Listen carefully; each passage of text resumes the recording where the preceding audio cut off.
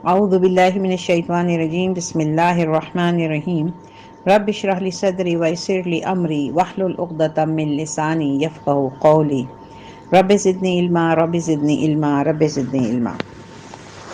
الحمدللہ ہم سورۃ البقرہ کے 18 رکوع مکمل کر چکے ہیں۔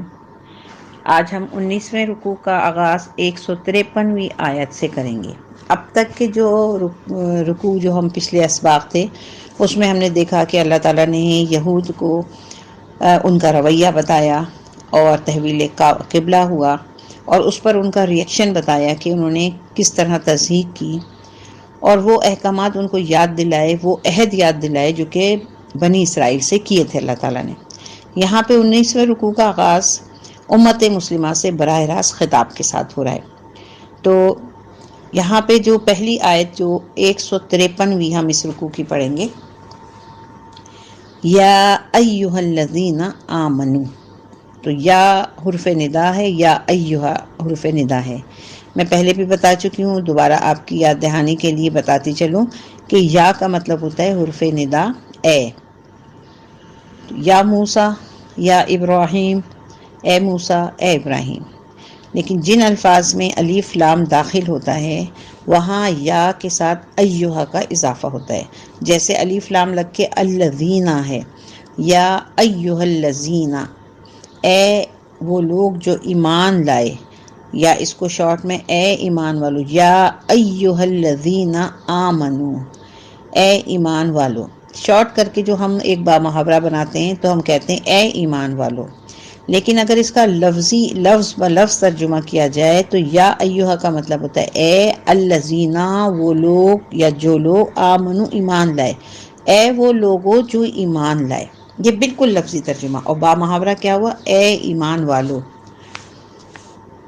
آمنو استعینو، استعینو کا مطلب ہے مدد چاہو، مدد لو۔ کس سے؟ بالصبر۔ اب کس چیز سے مدد لینے کا ہمیں حکم دیا گیا ہے؟ بالصبر والصلاۃ، صبر سے اور مدد سے اور نماز سے۔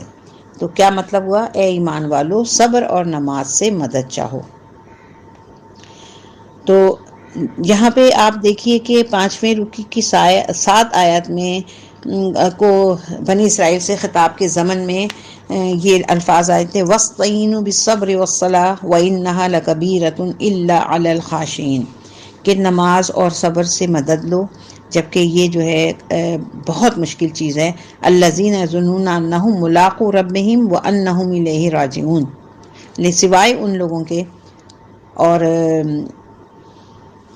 جو کہ اللہ سے ڈرتے ہیں اور اللہ سے ملنے کی، ملاقات رکھنے کا یقین رکھتے ہیں، اور انہیں اللہ کی طرف لوٹ کے جانا ہے۔ تو اب یہاں جو یہ والی آیت ہے 153ویں آیت ہے، اس میں ڈائریکٹ مومنوں کو، ایمان والوں کو مخاطب کر کے اللہ نے کہا کہ تم صبر اور نماز سے مدد چاہو۔ ان اللہ مع الصابرین، جان لو کہ اللہ صبر کرنے والوں کے ساتھ ہے۔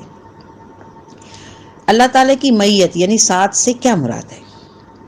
ایک بات تو یہ متفق ہے کہ اللہ کی مدد، اللہ کی تائید، اللہ کی نصرت ان کے شامل حال ہے۔ باقی یہ کہ جہاں کہیں بھی ہمیں اللہ تعالیٰ ہمارے ساتھ ہے، اس کی کیفیت ہم نہیں جانتے، لیکن خود اس کا فرمان ہے۔ اللہ تعالیٰ فرماتے ہیں کہ ہم تو انسان سے، اس کی رگی جان سے بھی قریب ہیں۔ اس کا مطلب یہ ہے کہ اللہ تعالیٰ ہر وقت سب کے ساتھ ہے، لیکن اللہ کی رضا کس کے ساتھ ہے یہ دیکھنے والی بات ہے۔ اللہ کی تائید کس کے ساتھ ہے، اللہ کی نصرت کس کے ساتھ ہے، تو اس کے لیے اللہ تعالیٰ نے فرمایا، یعنی کہ ایک تو اللہ کی صفت ہے یہ کہ وہ ہر ایک کے ساتھ ہے، ہر وقت ہے، ہر ایک کے ساتھ ہے۔ اس میں کوئی تفریق نہیں ہے کہ صرف مومن کے ساتھ ہے یا کافر کے ساتھ ہے، نہیں، ہر ایک کے ساتھ ہے، ہر ایک کو دیکھ رہا ہے، ہر ایک کی سن رہا ہے، ہر ایک کی خبر گیری کر رہا ہے، ہر ایک کو رزق پہنچا رہا ہے۔ لیکن اس کی مشیت، اس کی رضا اور اس کی تائید کہ وہ کہ ہاں تم اچھے ہو، ہاں ہم تمہاری مدد کو پہنچیں گے، وہ صرف کن کے ساتھ ہے؟ کہ صبر کرنے والوں کے ساتھ ہے۔ آیت نمبر 154، وَلَا، اور نہیں، تقولو، کہو، اور مت کہو، لمن یقتلا، ان لوگوں کے بارے میں مت کہو ان کو جو یقتلا، قتل کر دیے جائیں، قتل ہو جائیں، فی سبیل اللہ، اب یہاں دیکھیں، یہاں ایک تجوید کی بات بتا دوں کہ اللہ اللہ جو ہے وہ اس کا لام موٹا پڑا جاتا ہے، لیکن ان صورتوں میں موٹا پڑا جاتا ہے جب اللہ سے پہلے زبر یا پیش ہو، لیکن اللہ کے سے پہلے والے ورڈ کے آخری لفظ پہ اگر زیر ہوگی تو اب یہ اللہ کی جگہ اللہ پڑھا جائے گا۔ تو اس لیے آپ نے کبھی ان بات کا تھوڑا سا آپ ان باتوں کا خیال رکھیں۔ وَيُقْتَلُ فِي سَبِيلِ اللَّهِ، یہاں پہ اللہ کا لام جو ہے وہ باریک ہے کیونکہ لام کے نیچے، سبیل کے لام کے نیچے زیر ہے۔ یہ ایک ضمنی سی بات تھی جو میں آپ سے شیئر کرتی چلی۔ وَلَا تَقُولُوا لِمَنْ يُقْتَلُ فِي سَبِيلِ اللَّهِ أَمْوَاتٌ، اور مت کہو ان کو جو اللہ کی راہ میں قتل ہو جائیں کہ وہ مردہ ہیں، یا یہ الفاظ کہہ دیں کہ اللہ کی راہ میں قتل ہونے والوں کو مردہ مت کہو۔ یہ آیت بہت فیمس ہے، ہم لوگ بہت زیادہ اس کو سنتے ہیں اور شہداء کے بارے میں اس آیت کو استعمال بھی کرتے ہیں۔ آگے کیا کہہ رہے ہیں؟ بل، لیکن، بلکہ، احیاء، بلکہ وہ زندہ ہیں، ولیکن، لیکن، لا تشعرون، اس کا تمہیں شعور نہیں ہے۔ یعنی کہ جو اللہ کی راہ میں قتل ہو جائیں ان کو جنت میں داخلے کے لیے یوم آخرت تک انتظار نہیں کرنا ہوتا۔ شہداء کو تو اسی وقت براہ راست جنت میں داخلہ ملتا ہے، لہٰذا وہ تو زندہ ہے۔ یہی مضمون سورہ آل عمران میں اور زیادہ نکھر کر سامنے آئے گا انشاءاللہ العزیز، اگر زندگی بخیر رہی تو جب ہم سورہ آل عمران کا ترجمہ اور تفسیر پڑھیں گے تو اس میں اس کو اور کھل کے اللہ تعالیٰ نے واضح طور پر بیان کیا ہے۔ کیا ملا ہمیں سبق کہ جو اللہ کی راہ میں شہید ہو جائیں ان کو مردہ مت کہو، بلکہ وہ زندہ ہیں لیکن تمہیں اس کا شعور نہیں ہے، تمہیں پہچان نہیں ہے، پتہ نہیں ہے۔ آیت نمبر 155، وَلَنَبْلُوَنَّكُمْ، اور ہم تمہیں آزمائیں گے، لازماً آزمائیں گے، بِشَيْءٍ، کس چیز سے؟ مِنَ الْخَوْفِ وَالْجُوعِ، خوف اور بھوک سے۔ اللہ تعالیٰ پہلے سے بتا رہے ہیں کہ دیکھو تم نے دین کی راہ میں، اللہ کی راہ میں جب قدم بڑھایا ہے تو یہ تمہارے انڈرسٹوڈ، تمہارے ذہن میں یہ بات رہنی چاہیے کہ اب تم نے جب اس میدان میں قدم رکھا ہے تو اب تم پر آزمائشیں آئیں گی۔ وہ آزمائشیں کس قسم کی ہوں گی؟ خوف کی ہوں گی، بھوک کی ہوں گی۔ آپ دیکھیں کہ جب آپ صلی اللہ علیہ وسلم نے نبوت کا دعویٰ کیا تو ایک وقت ایسا آیا کہ شعب ابی طالب میں آپ صلی اللہ علیہ وسلم اور آپ کے صحابہ کو 3 سال تک محبوس کر دیا گیا، یعنی قید کر دیا گیا، ان کا سوشل بائیکاٹ کر دیا گیا۔ یہاں تک کہ جو افراد آپ صلی اللہ علیہ وسلم کے ساتھ تھے، جو صحابہ تھے، ان میں بچے بھی تھے اور بوڑھے بھی تھے، جوان بھی تھے، سب قسم کے لوگ تھے۔ تو ان لوگوں کو اگر کوئی مکے کی طرف سے کوئی مدد آتی تھی، کوئی آ کے کچھ کھانے پینا دینا چاہتا تھا تو کفار ان کے ساتھ بہت برا سلوک کرتے تھے۔ تو وقت ایسا آ گیا تھا کہ ان لوگوں نے پتے چبا کر وقت گزارا، لیکن آپ دیکھیں کہ ان کے ایمان میں ذرا سی بھی لغزش نہیں آئی۔ ان کا ایمان جو تھا اس قدر پختہ تھا، اتنا اعلیٰ درجے کا تھا کہ بھوک اور پیاس نے اور خوف نے ان کو کسی صورت نہیں ڈگمگایا۔ لیکن آج ہم دیکھیں کہ آج ہم ذرا سے خوف اور ذرا سے بھوک کے خاطر ہم دین کی راہوں سے فوراً ہٹ جاتے ہیں اور ہمارا ایمان جو ہے ڈاواڈول ہونے لگتا ہے۔ اور کس قسم کی، بلکہ میں سمجھتی ہوں کہ آج بھی اس قسم کے مسائل آ رہے ہوتے ہیں کہ ایک شخص جو ہے بڑے زندگی گزارتے ہوئے اچانک دین کی طرف راغب ہوتا ہے تو وہ داڑھی بھی رکھتا ہے، نمازیں بھی پابندی سے پڑھتا ہے اور اس کا گیٹ اپ بھی تھوڑا تبدیل ہوتا ہے۔ ظاہر سی بات ہے، دین جو اسلام نے ہمیں ایک دیا ہے، ایک نقشہ، ہم اس کے مطابق اس رنگ میں اپنے آپ کو ڈالنے لگتے ہیں تو سب سے پہلے ہمارے جو قریبی رشتہ دار ہوتے ہیں، کبھی کبھی والدین ہی ناراض ہو جاتے ہیں۔ اگر جوان اولاد، جوان لڑکا جو ہے وہ دین کی طرف چلا جائے، داڑھی رکھ لے اور کہہ دے کہ بھائی میں اب رشوت والا، برائی والا، حرام والا کوئی کام نہیں کروں گا، اس کی شلوار بھی جو ہے اس کے ٹخنے سے اوپر ہو جائے، تو سب سے پہلے اس کے ماں باپ کبھی کبھی اس سے ناراض ہو جاتے ہیں، رشتہ دار، شوہر بیوی سے، بیوی شوہر سے، بیوی اگر نیک ہے اور وہ کہتی ہے کہ میں پردہ کروں گی، شرعی پردہ کروں گی، میں تمہارے جو بھائی ہیں جیٹ اور میرے جو دیور ہیں میں ان کے سامنے نہیں جاؤں گی، یا تمہارے کزنز ہیں ان کے سامنے نہیں جاؤں گی، میں شرعی پردہ کروں گی، تو شوہر کو برا لگتا ہے، وہ کہتا ہے تم کس طرح دقیانوسی بن گئی۔ تو یہ اس قسم کے مسائل آج بھی آتے ہیں۔ لیکن دیکھیں وہ شدت نہیں ہے جس شدت سے پہلے دور میں تھے، یعنی ابتدائی جو دین کا اسلام کا دور تھا، اس کی شدتوں کی تو ہم بات ہی نہیں کر سکتے۔ تو اللہ تعالیٰ نے یہاں بتا دیا ہے کہ ہم تمہیں لازماً آزمائیں گے خوف سے اور بھوک سے، وَنَقْصٍ مِّنَ الْأَمْوَالِ اور مالوں اور جانوں کے نقصان سے، وَالْأَنفُسِ وَالثَّمَرَاتِ اور پھلوں کے نقصان سے، اور مالوں اور جانوں اور ثمرات کے نقصان سے۔ تو مالی اور جانی نقصان بھی ہوں گے اور ثمرات کا نقصان بھی ہوگا۔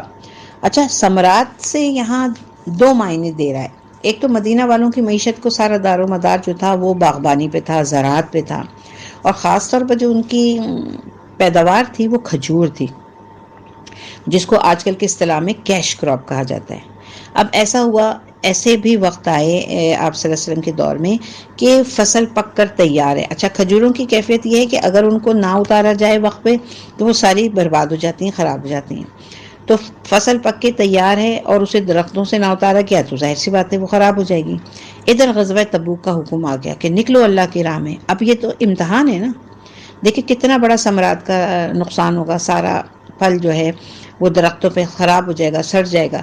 اچھا، اب جس کی پوری زندگی کا دار و مدار، سال بھر کی دار و مدار جو ہے انہی کراپس پر ہے، انہی فصلوں پر ہے، تو سوچیں اس کا دل ایک دفعہ ڈاماڈول تو ہوگا کہ کیا کریں۔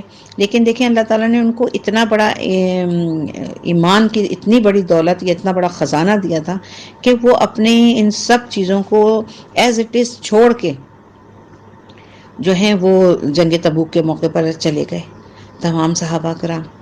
اب اسی طرح آج کے دور میں ایسا ہوتا ہے کہ کوئی انسان جو ہے بہت محنت کر رہا ہے، جدوجہد کر رہا ہے، ایک کیریئر اپناتا ہے اور اس میں اپنا ایک مقام بنا بھی لیتا ہے، لیکن جیسے ہی وہ دین کے راستے پر آتا ہے تو اب کچھ اور ہی شکل کرنی پڑتی ہے، اب کچھ اور ہی مشکلات آنے لگتی ہیں۔ تو چنانچہ کبھی کبھی اسے اپنی تجارت کے جمانے اور کسی پروفیشنل مقام بنانے میں جو اس نے محنت کی تھی اسے بھی چھوڑنا پڑتا ہے۔ تو اللہ تعالیٰ نے یہ صاف لفظوں میں کہہ دیا ہے کہ ہم تمہیں اور کبھی اور جان دینے والی بات جہاں تک یہ دیکھیں جہاد کا حکم آ جائے گا تو ظاہر سی بات ہے جان کو تو آپ کو قربان کرنا ہے۔ اب اس آیت کے جو اوپر کے ٹکڑے ہیں جس کو ہم دیکھیں کہ کیا اللہ تعالیٰ نے کہا ہے ہمیں تمہیں آزمائیں گے، خوف سے بھی آزمائیں گے، بھوک سے بھی آزمائیں گے، جانی اور مالی نقصان بھی ہوگا، تمہارے پھلوں کا نقصان بھی ہوگا۔ یہ سب کرنے کے بعد اگر تمہارا ایمان ایک دم پختہ اور اعلیٰ درجے کا ہے تو وَبَشِّرِ الصَّابِرِينَ، اور اے نبی صلی اللہ علیہ وسلم بشارت دے دیجئے ان صبر کرنے والوں کو۔ تو خوشخبری سنا دیجئے، کس چیز کی خوشخبری؟ یقینی طور پر جنت کی خوشخبری ہے، آخرت کی کامیابی کی خوشخبری ہے۔ اب سمجھ میں آیا کہ آیت نمبر 54 میں جو یہ کہا گیا اللہ تعالیٰ نے، آیت نمبر بلکہ 53 میں یہ کہا گیا کہ دیکھو تم نماز اور صبر سے مدد لو، تو پہلے مدد بتا دی۔ آپ اللہ تعالیٰ کا طرز تخاطب دیکھیے، پہلے اگر یہ بات ہو جاتی کہ ہم تمہیں آزمائیں گے خوف سے، بھوک سے، مالوں سے اور جانوں کے نقصان سے، تو بندے کا دل بیٹھ جاتا ایک دم، پہلا دھچکا اسے ہی لگتا۔ لیکن اس سے پہلے اللہ نے حل بتایا۔ پہلے حل کیا بتایا کہ دیکھو تم صبر اور نماز سے مدد لو۔ اب جب آپ کے پاس ایک راستہ نظر آ گیا کہ میں صبر کروں گا اور صبر کروں گی یا صبر کروں گا اور میں نماز سے مدد لوں گی، تو پھر اس وقت اس کے بعد اللہ نے اب مشکل بتائی کہ تم پہ یہ مشکل آئے گی۔ پہلے ہمارے پاس ایک سبیل موجود ہے، ایک راستہ موجود ہے کہ جہاں سے نکل کے ہم بچ سکتے ہیں، خوشخبری اللہ کی پا سکتے ہیں۔ تو دیکھیں اب وہ شدت نہیں رہی اس خوف کی اور وہ مال اور جانوں کے چھل جانے کی، کیونکہ اب ہمیں حکم پہلے مل گیا ہے کہ ہم صبر کریں اور نماز سے مدد لیں۔ آج کے دور میں بھی جب بھی کسی قسم کی کوئی دنیاوی مشکل آتی ہے اور آئے ہم پہ، تو ہمیں سب سے پہلا کام ہمیں کیا کرنا ہے؟ اس پہ صبر، اس کو من جانب اللہ سمجھنا ہے، نماز پڑھ کے اللہ تعالیٰ سے بہتری کی دعا کرنی ہے، اور پھر اس کے بعد صبر کرنا ہے اور اس برے وقت کو صبر کے ساتھ گزار دینا ہے۔ اللہ تعالیٰ ہمیں بھی صابرین میں شامل کرے، اللہ تعالیٰ ہمیں بھی نماز سے مدد لینے والا بنائے، آمین یا رب العالمین۔ آیت نمبر 156، الذین، وہ لوگ، اذا، جب، اصابتہم مصیبت، جب ان کو کوئی مصیبت آئے، وہ لوگ کہ جن کو جب بھی کوئی مصیبت آئے، قالو، کہتے ہیں، انا للہ وَإِنَّا إِلَيْهِ رَاجِعُونَ، تو وہ کہتے ہیں بے شک ہم اللہ ہی کے ہیں اور اسی کی طرف لوٹ کے جانا ہے۔ اب یہ والی جو آیت ہے اِنَّا لِلَّهِ وَإِنَّا إِلَيْهِ رَاجِعُونَ، ہم نے یہ سمجھ لیا کہ بس یہ موت کے وقت ہی پڑھی جاتی ہے اور اسی وقت ہی پڑھنا ہے۔ لیکن دیکھیں جب بھی کوئی مشکل وقت آئے، جب بھی کسی قسم کا کوئی نقصان ہو، کوئی مالی نقصان ہو جائے، تو اس وقت اس کو پڑھنے کی ضرورت ہے، کیونکہ یہ کلمہ ہے مومنوں کا۔ مومنوں کا کلمہ کیا ہے کہ جب بھی کسی قسم کی کوئی نقصان ان کے یا کوئی آزمائش آتی ہے تو وہ پھر یہی پڑھتے ہیں کہ ہر چیز اللہ کی ہے اور اسے اللہ ہی کی طرف لوٹ کے جانا ہے۔ یہی وجہ ہے کہ جب مومن کو موت آتی ہے تو مسرت کے ساتھ اس کے ہونٹوں پر مسکراہٹ آ جاتی ہے اور وہ دنیا سے مسکراتا ہوا رخصت ہوتا ہے، اور یہی ایمان کی علامت ہے۔ آیت نمبر 157، اولئک، یہی وہ لوگ ہیں، علیہم، جن پر، صلوات من ربہم ورحمہ، یہی ہیں وہ لوگ جن پر ان کے رب کی عنایتیں ہیں اور رحمت ہے۔ ان پر ہر وقت اللہ کی عنایتوں کا نزول ہوتا رہتا ہے اور رحمت کی بارش ہوتی رہتی ہے۔ ایک ذرا سا کانسیپٹ یہاں پہ کلیئر ہو جانا چاہیے، جب بھی کوئی یہ بات کی جاتی ہے اللہ کی رحمت کی اور اس کی عنایتوں کی، تو ہمارا فوکس ٹوٹلی دنیا کی طرف آتا ہے۔ ہم کہتے ہیں کہ جس پر اللہ کی عنایت ہوگی اس کے پاس مالی پریشانی نہیں ہوگی، اس کے بچے بڑے خوشحال، بڑے پڑھے، اور وہ جہاں اس کی بڑی عزت ہوگی معاشرے میں، وہ جہاں جائے گا لوگ اس کو کھڑے ہو کے سلام کریں گے، جاب بہت عمدہ ہوگی، گھر بہت اعلیٰ ہوگا اور گاڑی بہت اچھی ہوگی۔ دیکھیں رحمت اور عنایت کی یہ میننگ نہیں ہے، ایک حد تک ایک جز کہہ سکتے ہیں۔ در حقیقت اللہ کی عنایتیں اور رحمتیں اخروی ہوتی ہیں۔ ہمیں اگر اللہ تعالیٰ دین کی طرف چلنے کی توفیق دے رہے ہیں تو وہ ان تمام چیزوں سے بہتر ہے۔ کیوں بہتر ہے؟ کہ دنیا کی چیز تو چند روز کی ہے، میں آج گاڑی خرید کے لاؤں، صبح گاڑی خرید کے لاؤں اور شام میں میرا انتقال ہو جائے، تو بتائیے وہ گاڑی میرے کس کام کی؟ لیکن اگر مجھے صبح 1-2 رکعت نفل ایسی پڑھنے کو مل جائے اور شام میں میرا انتقال ہو جائے، تو وہ 2 رکعت نماز جو ہے وہ آخرت کے لیے دیکھیں میرے لیے کیا بڑا سرمایہ ہوں گی، ہو سکتا ہے میری بخشش کا سبب بن جائیں۔ یا چند استغفار جو میں نے پڑھے ہیں وہ آخرت میں میرے لیے ہمیشہ کی زندگی کے لیے فائدہ مند ہو جائیں۔ تو در حقیقت عنایتیں اور رحمتیں تو یہ ہی ہوئی نا کہ اللہ ہمیں آخرت کی فکر اور سوچ دے کر ہمیں آخرت کے لیے تیار کر رہا ہے، وہاں کے انعامات دے رہا ہے۔ دنیا تو وقتی ہے، اور یہ انعامات، دنیا کے انعامات تو کفار کو بھی موجود ہیں، سب کو مل رہے ہیں، مشرکین کو بھی مل رہے ہیں۔ تو در حقیقت وہ لوگ کون ہیں جو یہ الفاظ ادا کرتے ہیں اِنَّا لِلَّهِ وَإِنَّا إِلَيْهِ رَاجِعُونَ، اور ان کے ساتھ اللہ تعالیٰ نے کیا عمل کیا کہ ان کو عنایتیں اور ان پر رحمتیں، وَأُولَئِكَ هُمُ الْمُهْتَدُونَ، اور یہی لوگ ہدایت یافتہ ہیں۔ تو اس سے یہ پتہ چلتا ہے کہ ہمیں اپنا ٹوٹل فوکس جو ہے وہ آخرت پہ لگانا ہے۔ دنیا جو ہے وقتی چیز ہے، اس کو کمانے سے کوئی منع نہیں ہے، حلال طریقے سے۔ دیکھیں جیسے ہم کہیں سفر میں جاتے ہیں تو کوئی ریسٹورنٹ، کوئی ہوٹل ہم بک کرتے ہیں یا کہیں رہنے کا انتظام کرتے ہیں، تو ہم وہاں پہ ہمیشہ کے لیے تو نہیں رہنے کا انتظام کرتے ہیں، ہم اتنا کرتے ہیں کہ جو ہم 5-6 دن 10 دن یا 15 دن وہاں رہ رہے ہیں، وہاں ہمیں کوئی ایسی تکلیف نہ ہو کہ ہمیں وہاں رہنے کا ہمیں پریشانیاں ہونے لگیں۔